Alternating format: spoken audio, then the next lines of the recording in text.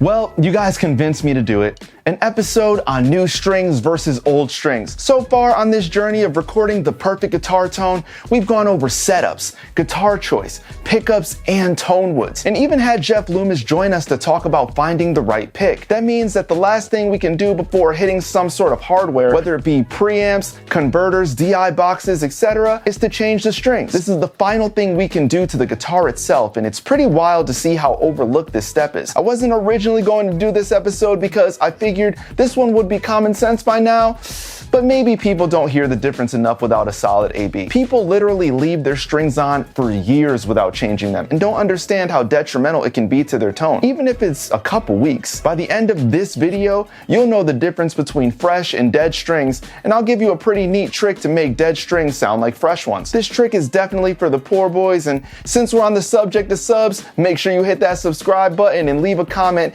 if you actually got that joke, because 75% of you won't. So what's happening, fam? Miami here with JST, and I was definitely too cheap to buy strings in the early part of my recording career. Strings are like $7. Those things start adding up when you're changing them every other song. You need to get new strings right now. Spend the money, it's worth it, because even after 5-10 minutes of playing, the transient response from your pick attack is almost completely dead. Whoa, chill, Diego. Ain't nobody got time for that. Especially when you're tracking a band that's trying to pay you $100 to do a mix. Do you think they set aside an extra budget for strings? And then you're in a weird position because you can either record their dead strings and have an inferior product, which high-key affects you because it's your portfolio, or you can supply the strings out of your own pocket because the band is that cheap. Man, what a world we live in. By the way, if you didn't get that joke earlier, a poor boy is a nickname for a long sandwich, aka a sub. So subscribe. Let's hop into this example and see how you feel about hearing the old strings versus the new strings. Everything is going through ToneForge Jeff Loomis Clean channel straight into my brand new Neve 1073 DPX, which I told you guys if you opted for a PC, you'd have enough left over for a channel of one of these. How come you guys never listen to me? Let's go.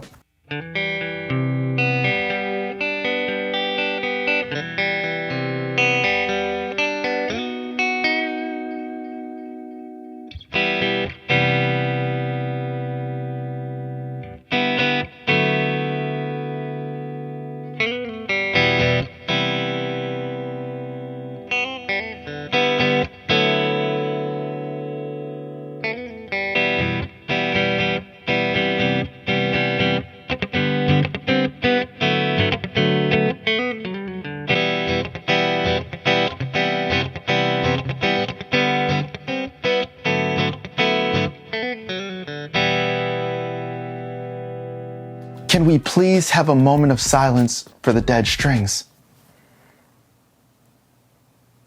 They truly got us through some tough times. After playing them back to back, it was shocking to see how much of a difference that made. It wasn't even just the way it sounded, but how the strings felt on my fingers as they were sliding around on the fretboard. Playing with dead strings can really affect the way that you play. It's kinda wild. And a lot of you keep asking why I play guitar upside down. And the main reason is we dice an onion. Big onion. Look at that. Woo! To the good. Make sure to leave a like if you want to see me play a true lefty when we hit our goal. But back to the dead strings. What if you get some DIs that were already recorded, or you don't have the option of getting new strings? Let's hop into Reaper and check it out. All right, so it's been a while since we hopped back into a DAW.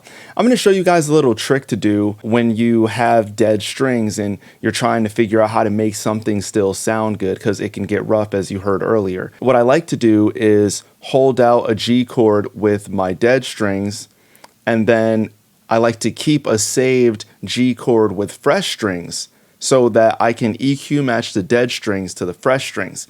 Now, the reason I pick a G chord is because, well, the lowest note you can get on a guitar in E standard is 83 hertz, right? Somewhere around there. But with a G string, it's around 100 hertz, and I cut everything under 100 most time on guitars anyways.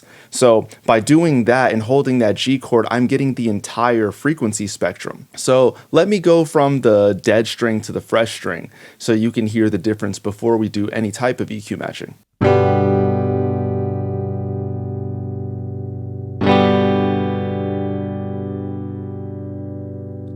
All right, so let's see what we got here.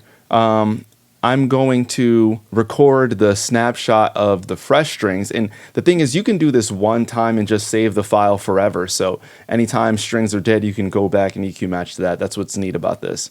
So let's do that.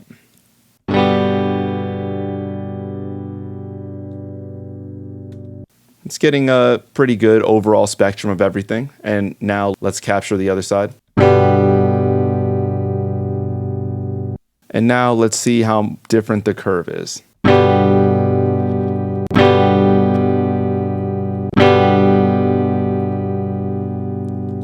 All right, now let's pull this G chord out of here and out of that group, and we can listen to them side to side.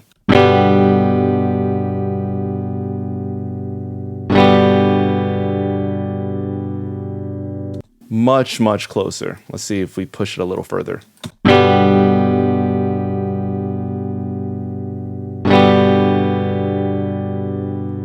But now let's take that off and listen to that and see what happens.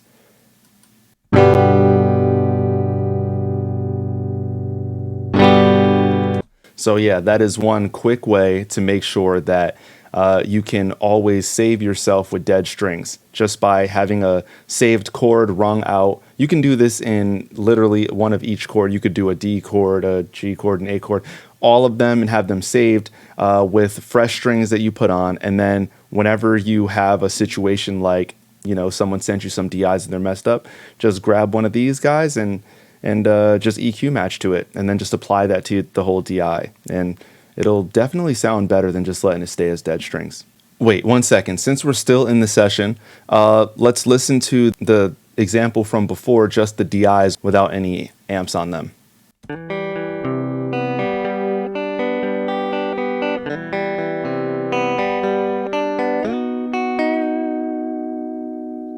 Do you see how much different the transient response is and the pick attack? It's literally like a night and day difference. So, you know, make sure that you change your strings, or, you know, at least do this ozone trick that I showed you. So after going through these examples, it shows how detrimental using dead strings can be to your sound. We tried to bring them back to the land of the living, but it wasn't a perfect resurrection. Do you think you'll use this trick in the future? Do you have any other tips for dealing with dead strings? Make sure to leave it in the comments below, and I'll catch you next week to continue this series of recording the perfect guitar tone. If I inspired you to write something, hit the like button. Don't forget to subscribe. You only have to do it one time, and tap that bell for notification so when a video drops, you know the location. Until next time, I am out of here. Mic drop. Except as engineers, we know I would never really drop this thing because that'd get really expensive, even if it is a piece of shirt. Later.